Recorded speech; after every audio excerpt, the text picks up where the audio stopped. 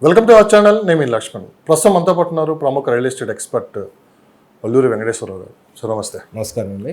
Yes, దేశం మొత్తం ఇప్పుడు అమరావతి వైపే చూస్తుంది. 2014 నుంచి 2019లో అయితే ఆ రోజు దేశమే కాదు ప్రపంచంలో ఉన్న ఇన్వెస్టర్స్ అంతా అమరావతి వైపు ఎలా చూశారో ఇప్పుడు మళ్ళీ 2024లో అమరావతిలో ఇన్వెస్ట్ చేయడానికి అయితే పెద్ద ఎత్తున కంపెనీస్ అయితే క్యూ కడుతున్నాయి. అంటే ప్రభుత్వం వచ్చి ఒక నెల కూడా కాలేదు, అప్పుడే ఇన్వెస్టర్స్ అయితే క్యూ కట్టడం. రాబోయే 5 సంవత్సరాలకి మనం ఒకసారిగా ఊహించుకుంటే అసలు అమరావతిలో డెవలప్మెంట్ ఏ విధంగా ఉండబోతుంది, ఇప్పుడు ఇన్వెస్ట్ చేసే వాళ్ళకి రాబోయే 5 సంవత్సరాల్లో రిటర్న్స్ ఏ విధంగా ఉంటాయి? ముఖ్యంగా ఏంటంటే ఇందులో మన ఫేస్గా మనకు ఆలోచిస్తే ఏంటంటే చంద్రబాబు నాయుడు గారి అంతకుముందున్న ఇప్పుడు 2024లో మన చంద్రబాబు నాయుడు గారు వచ్చారు. అంతకుముందు కూడా ఏంటంటే 2019 వరకు చంద్రబాబు నాయుడు గారే ఉండారు, 9.5 years ఉండారు. అంటే 2 terms ఉండారు. అప్పుడు కూడా ఇది 4th time అనమాట చంద్రబాబు నాయుడు గారు. ఎందుకంటే 1995 నుంచి కూడా 2004 వరకు కూడా ఉండటం జరిగింది. ఏంటంటే అక్కడ ముఖ్యంగా ఏంటంటే చంద్రబాబు నాయుడు గారి నాయకత్వం, ఒక వ్యక్తిత్వం, ఆయన ఉన్న కసి ఏది మనకు తెలుస్తుంది. ఏ విధంగా అంటే చూడండి, తనలో ఉన్న యొక్క ఏ విధంగా పని చేయాలి అనేది కూడా చాలా మార్పు అనేది వచ్చిందంటే తెలుస్తుంది ఇప్పుడు మనం చూస్తుంటే. ఎందుకంటే ఇప్పుడు గవర్నమెంట్, సెంట్రల్ గవర్నమెంట్ కూడా ఇప్పుడు ఎన్డీఏ కూటమిలో ఉన్నారు. ఇప్పుడు బీజేపీ, సెంట్రల్లో ఉన్న బీజేపీ కూడా మేము మినిస్టర్స్ని ఇన్ని కావాలని అడిగినా కానీ అడగటం కూడా, డిమాండ్ చేయటం కూడా జరగలేదు. డిమాండ్ చేయటం పోకూడదు. ఈవెన్ స్పీకర్ ఎలక్షన్ అప్పుడు కూడా ఏంటంటే మాకు ఈ పదవులు వద్దు, మాకు ఓన్లీ నిధులే మాకు వద్దు, మాకు గ్రాంట్సే కావాలి అనేది మాత్రము స్పష్టమైన రీతిలో అనేది తను వ్యక్తం చేయటం జరిగింది. నాకు అన్నిటికన్నా ముఖ్యము ఆంధ్రప్రదేశ్ని బాగా డెవలప్మెంట్ చేయాలి, ఆంధ్రప్రదేశ్లో అమరావతిని కూడా ఒక మంచి బ్రాండ్, వరల్డ్లో టాప్ క్లాస్ రాజధానిగా, సిటీగా డెవలప్ చేయాలనేది మాత్రం స్పష్టమైన రీతిలో చెప్పడం జరిగిందనమాట. అంటే ఇదేందుకు అంటే పాజిబిలిటీ ఏంటంటే అంతకుముందు పనిచేసిన దానికి ఆటోమేటిక్గా మనం చూసాం ఈ 1 monthలో ఎన్ని జరుగుతున్నాయో. అంటే ఒక వ్యక్తిని బట్టి కూడా ఆ ట్రస్ట్ అనేది అంత లెవెల్లో చంద్రబాబు నాయుడుకు ఉన్నంత నెట్వర్క్, అటు ఇండస్ట్రియలిస్ట్తో కానీ, అటు ఇన్వెస్టర్స్తో కానీ, అటు వివిధ దేశాల నాయకులతో కానీ ఆ నెట్వర్క్ అనేది అందరికీ కుదరదు. ఆయనకున్న మెయిన్ ఏంటంటే ఒక విజనరీ లీడరు. ఆయన ఇంకోటి ఏంటంటే మనం చూస్తే ఏంటంటే hard work, tough task master అనమాట. రిజల్ట్స్ ఎట్లా తీసుకురావాలో, ఎవరిని ఏ విధంగా ఉపయోగించుకోవాలో అనేది ఒక చాలా అందుట్లో మాస్టర్ అనమాట. అందుకని ఏంటంటే మనం ఎక్కడ చూసినా కానీ లీడర్స్లో ఇప్పుడు ఇండియాలో కూడా ఏంటంటే లీడర్ అనేది ఎలా ఉండాలి, ముఖ్యంగా రాజకీయాల్లో కానీ ఒక దేశాన్ని, ఒక రాష్ట్రాన్ని అభివృద్ధి చెందటంలో ఇటువంటి లీడర్ ఉంటే ఏ విధమైన ప్రాబ్లమ్స్ ఉండకుండా ఉంటాయి, బాగా రాష్ట్రాన్ని డెవలప్ చేయగలన్న ఒక ఇది ఉందన్నమాట. ఆయన్ని చూసే కంపెనీస్ వస్తాయి ఒకటి. నెంబర్ 2, మెయిన్ ఏ రాష్ట్రమైనా మంచిగా డెవలప్ అవ్వాలంటే ఆ రాష్ట్రం యొక్క రహదారుల నెట్వర్క్ బాగుండాలి. రహదారులు, పోర్ట్లు, దానికి సంబంధించిన ఎయిర్పోర్ట్లు అన్నమాట. ఇవి ఇన్ఫ్రాస్ట్రక్చర్ డెవలప్మెంట్ ఎప్పుడైతే ఉంటుందో పరిశ్రమలకి తగ్గట్టుగా వాళ్ళకి అనుగుణంగా ఉంటే ఏంటంటే ఆటోమేటిక్గా ఇన్వెస్ట్మెంట్స్ వస్తాయి అన్నమాట. ఇప్పుడు మనం చూసాము రీసెంట్గా 2 రోజుల సునామీ పర్యటన చేశారు ఢిల్లీలో, ఎన్నో సాధించారు. అక్కడ 8 రహదారుల కొన్ని విస్తరణ అయితే పాత వాటిని విస్తరణ చేయబోతున్నారు. అట్లనే కొన్ని కొత్త రహదారులు కూడా ఏంటంటే గ్రీన్ ఫీల్డ్ రహదారిగా తీసుకురాబోతారు. అంటే ఫర్ ఎగ్జాంపుల్ హైదరాబాద్ నుంచి డైరెక్ట్గా అమరావతికి అది స్పెషల్ డైరెక్ట్ అనమాట.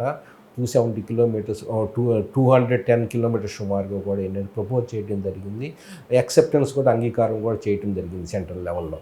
అంటే ఎప్పుడేంటంటే మనం అడగటం కాదు, ఒకరిని రిక్వెస్ట్ చేయాల్సిన పని లేదు. మనం ఆ పరిశ్రమలకి అనుగుణంగా, వాళ్ళకి ఆదాయానికి అనుగుణంగా ఎప్పుడైతే మనం వాళ్ళకి ఫెసిలిటీస్ ఏర్పరుస్తామో వాళ్ళే వస్తారు. కంపెనీలు ఎందుకు రావండి? ఎన్నో కంపెనీస్ ఇప్పుడు కూడా ఏంటంటే ఫర్ ఎగ్జాంపుల్ అది ఫర్ ఎగ్జాంపుల్ చూసుకుంటే ఎంఆర్ఐ ఒక టాప్ మోస్ట్ ఇన్స్టిట్యూట్, ఏది మేనేజ్మెంట్ ఇన్స్టిట్యూట్, ఎన్నో సిఇఓస్ వాళ్ళు ప్రొడ్యూస్ చేసిన కంపెనీ, ఒక ఇన్స్టిట్యూట్ అనేది కూడా వాళ్ళ ఎన్నో కంపెనీ ఫర్దర్గా కంపెనీస్ గురించి చూస్తే ఈవెన్ బీపీసీఎల్ కూడా 60,000 crores ఆఫ్ రూపీస్లో. ఇట్లా కంపెనీలు అంటే ఆటోమేటిక్గా రావాలి, వాళ్ళే రావాలి. అట్లానే బెంజ్ కంపెనీ కానీ, జాగ్వార్ కంపెనీ కానీ, మహేంద్ర కంపెనీస్ కానీ, ఇవన్నీ ఏంటంటే ఇప్పుడే అసెస్ చేస్తున్నాయి అన్నమాట. ఇది 1 month అయింది. ఇంకా చూడండి ఫర్దర్గా ఏ విధంగా ఉండబోతుంది అనేది డెఫినెట్గా ఎక్సలెంట్గా ఉండబోతుంది. ఇది డెవలప్మెంటు. అందుట్లో కూడా ఏంటంటే రిటర్న్స్ అనేది రియల్ ఎస్టేట్ పరంగా ఎక్కడ చేసినా కానీ చాలా బాగుండబోతుంది. ఏంటి అనేది మనం ఫర్దర్గా మనం డిస్కస్ చేద్దాము. అంటే పరిశ్రమలకు తగ్గట్టుగా వాతావరణం చేయటము, దానికి తగ్గట్టుగా రహదారులను కానీ ఇన్ఫ్రాస్ట్రక్చర్ని డెవలప్ చేయడంలో మెయిన్ ఇంపార్టెన్స్ ఇస్తున్నారన్నమాట, ఏది మన చంద్రబాబు నాయుడు. అట్లానే ఆంధ్రప్రదేశ్కి ఏంటంటే ఒక అద్భుతమైన డెవలప్మెంట్కి సహజ వనరులతో కూడిన కొన్ని రిసోర్సెస్ ఉన్నాయి చాలా చోట్ల. ఖనిజాలు కానీ వీటిల్లో కానీ వాటిని ఉపయోగించుకుంటే డెవలప్మెంట్ అనేది పొటెన్షియల్ చాలా ఎక్కువ ఉంటుంది. ఇంకొకటి పాయింట్ చూసుకుంటే ఆంధ్రప్రదేశ్కి ఏంటంటే సెకండ్ లాంగెస్ట్ కోస్టల్ కారిడార్ ఉంది. అది సుమారుగా 976 kilometers ఆఫ్టర్ గుజరాత్ అనమాట. అంటే ఎప్పుడు నేను తీర ప్రాంతాల్లో ఉన్నాయి ఏంటంటే తీర ప్రాంతాల్లో స్పెసిఫిక్గా డెవలప్మెంట్స్ చాలా అద్భుతంగా ఉంటాయి వాటి యొక్క కంపెనీస్ కానీ, ఎందుకంటే ఎక్స్పోర్ట్ పాసిబిలిటీ ఎక్కువ ఉంటుంది. ఆ ప్రాంతాల్లో కూడా ఏంటంటే డెవలప్మెంట్ అనేది సెంట్రల్ గవర్నమెంట్ కూడా చాలా అద్భుతంగా సాగర్మాల ప్రాజెక్ట్ కింద రూట్స్ అండ్ రహదారులని అట్లా రైల్వే ట్రాక్స్ని కూడా ఏంటంటే ఆ ప్రాంతాల్లో డెవలప్ బాగా చేస్తున్నారు. అందువల్ల ఏంటంటే ఆంధ్రప్రదేశ్కి ఒక విధమైన అడ్వాంటేజ్, అంత 976 kilometers కోస్టల్ తీర ప్రాంతం ఉండటం వలన. ఇంకొకటి చూసుకుంటే ఏంటంటే ఆంధ్రప్రదేశ్లో కూడా ఏంటంటే సెంట్రల్ గవర్నమెంట్ 11 ఇండస్ట్రియల్ కారిడార్స్ ఏర్పరిచిందండి. అందుట్లో 3 ఇండస్ట్రియల్ కారిడార్స్ ఆంధ్రప్రదేశ్లో ఉండటం గ్రేట్ అనమాట. అవేంటంటే సుమారుగా Hyderabad Bengaluru industrial corridor 560 kilometers industrial corridor, అందుట్లో మేజర్ పోర్షన్ ఆంధ్రాదే ఉంది. ఇంకోటి వైజాగ్ చెన్నై ఇండస్ట్రియల్ కారిడారు, ఇది కూడా తీర ప్రాంతం మీదకి వెళ్తుంది. ఇది కూడా ఏంటంటే కొన్ని ఆంధ్రాలో జిల్లాల మీదకి వెళ్తుంది అనమాట. ఫర్ ఎగ్జాంపుల్ మచిలీపట్నం ఇట్లా ఈ విధంగా వెళ్తుంది అనమాట. ఇంకోటి ఇండస్ట్రియల్ కారిడార్ ఏంటంటే బెంగళూరు మద్రాస్ ఇండస్ట్రియల్ కారిడార్, ఈ థర్డ్ ఇది కూడా ఏంటి కడప మీదకి వెళ్తుంది. ప్రతి ఇండస్ట్రియల్ కారిడార్ని పూర్తిగా మ్యానుఫ్యాక్చరింగ్ సెక్టర్గా పరిశ్రమలకు బాగా అభివృద్ధి చెందే విధంగా ఇన్ఫ్రాస్ట్రక్చర్ని డెవలప్ చేస్తూ ఇండస్ట్రీస్ డెవలప్ చేయాలి, అభివృద్ధి చేయాలి అనే ఒక కాన్సెప్ట్స్లో ఇది వస్తుంది. అంటే ఈ 3 ఇండస్ట్రియల్ కారిడార్ ఆంధ్రాకి ఏంటంటే ఒక అద్భుతమైన అభివృద్ధిని తీసుకురాబోతుంది అనమాట.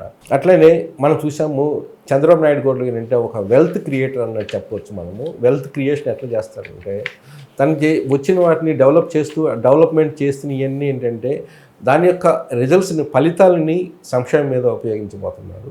ఇప్పుడు కూడా ఏంటంటే మనకి సిఆర్డిఏ క్యాపిటల్ రీజన్లో కూడా ఏంటంటే 33,000 acres ల్యాండ్ అయితే మనకి క్యాపిటల్ సిటీకి తీసుకున్నారు. అందులో కూడా అన్నిటికీ పోను కొంత 8,000 acres కూడా మిగలొచ్చు అనేది అంటున్నారు చాలా. ఈ 8,000 acres ఆఫ్ ద ల్యాండ్ ఇప్పుడు కొన్ని ఆ ప్రాంతంలో ఈవెన్ 20 crores per acre ఉంది. 20 crores per acre చొప్పున 8,000 మీరు లెక్కేయండి, 1.6 lakh crores ఆఫ్ రూపీస్. అంటే ఇది దాన్ని మళ్ళీ పెట్టుబడిగా మళ్ళీ దాన్ని డెవలప్ చేయడానికి అంటే వెల్త్ క్రియేషన్ మీద నమ్ముతారన్నమాట. అట్లనే చంద్రబాబు నాయుడు గారు ఇంకోటి ఏంటంటే గ్రామీణ ఆర్థిక వ్యవస్థ మీద ఫోకస్ చేస్తున్నారు. అంటే గ్రామాల్లో కూడా ఒక ఆర్థిక వ్యవస్థ మంచిగా ఆర్థికంగా వాళ్ళు బలపడేటట్టుగా వాళ్ళు చేస్తున్నారు. అది ఏ విధంగా అంటే చిన్న ఒక వన్ సెంటెన్స్లో చెప్తే ఏంటంటే free internet, high speed internet provide చేస్తూ ఎక్కడేంటంటే అక్కడ ఆఫీస్ స్పేసెస్ ఎస్టాబ్లిష్ చేస్తూ మేజర్ గ్రామాల్లో చేయటం వల్ల ఏంటంటే అక్కడ వర్క్ ఫ్రమ్ హోమ్ ఉండే విధంగా, అంటే ఆంధ్రాకి సంబంధించిన వాళ్ళు అక్కడే వర్క్ చేసుకునే విధంగా అటు వ్యవసాయం కూడా చూసుకుంటూ కాన్సెప్ట్ మీద ఇప్పుడు వర్కౌట్ చేస్తున్నారు. అది వస్తే ఏంటంటే చాలామంది ఏంటంటే వలసలు వస్తాయి. అది బెంగళూరు నుంచి ఐటీ ఇండస్ట్రీస్ కానీ పీపుల్ కానీ, హైదరాబాద్లో పనిచేసేవాళ్ళు కానీ, ఎన్ఆర్ఐస్ ఫారిన్ కంట్రీస్లో చేసేవాళ్ళు కానీ, అంటే ఇంటి దగ్గరే ఉండి అన్ని పనులు చేసుకోవడానికి డెవలప్మెంట్కి అనుకూలంగా ఉంటుందన్నమాట. అట్లానే విమానాశ్రయాలకు కూడా రాగానే విమానాశ్రయాలకు కూడా చాలా ఇంపార్టెన్స్ ఇచ్చారన్నమాట ఇప్పుడు. ఏది ఇప్పుడు మెయిన్ విమానాశ్రయం ఏంటంటే విజయవాడ విమానాశ్రయం మీద గన్నవరం దగ్గర, అట్లానే ఇంకోటి భోగాపురం, ఇది విజయనగరం.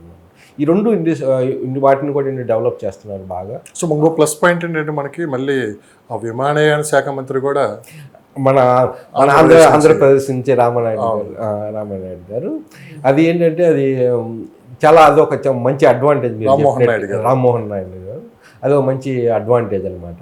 ఆల్రెడీ రాగానే గన్నవరం ఎయిర్పోర్ట్లో టర్మినల్ 2 ఎక్స్పాన్షన్ ఆల్రెడీ శాంక్షన్ చేశారు. దాని మీద రివ్యూ కూడా చేస్తున్నారు. అట్లనే ఏంటంటే భోగాపురంలో కూడా మంచి ఫాస్ట్గా వర్క్ చేసే విధంగా కూడా తను అంత రెస్పాన్సిబిలిటీగా చేస్తారు. అంటే ఒక డెడికేటెడ్ మినిస్టర్ అన్నమాట రామ్మోహన్ గారు. అటువంటి మినిస్టర్స్ని పెట్టేసుకొని మనల్ని డ్రైవ్ చేస్తున్నారు అనమాట. అట్లానే ఇంకొకటి ఏంటంటే ఇది అమరావతిలో ఈరోజు రియల్ ఎస్టేట్ మార్కెట్ అనేది ఒక ట్రెండింగ్ మార్కెట్. ఈరోజు ఉన్న రేటు రేపు ఉంటుంది, రేపున్న రేటు ఎల్లుండి ఉంటుంది. మనం చూస్తున్నాం రేట్స్ కూడా. అంటే ఈ ట్రెండింగ్ మార్కెట్లో కూడా ఏంటంటే సంపాదించుకోగలిగిన బాగానే సంపాదించుకుంటారు. కొన్ని జాగ్రత్తగా కొంచెం చేస్తే ఏంటంటే ఏ విధమైన చేసినా కానీ ఎక్కడ పెట్టినా కానీ ఈ రోజుల్లో మంచి అద్భుతమైన అవకాశాలు, ఆపర్చునిటీస్ ఉంది ఇది ఆంధ్రాలో. ఏదంటే ఇది స్టార్టింగ్ యాక్చువల్గా.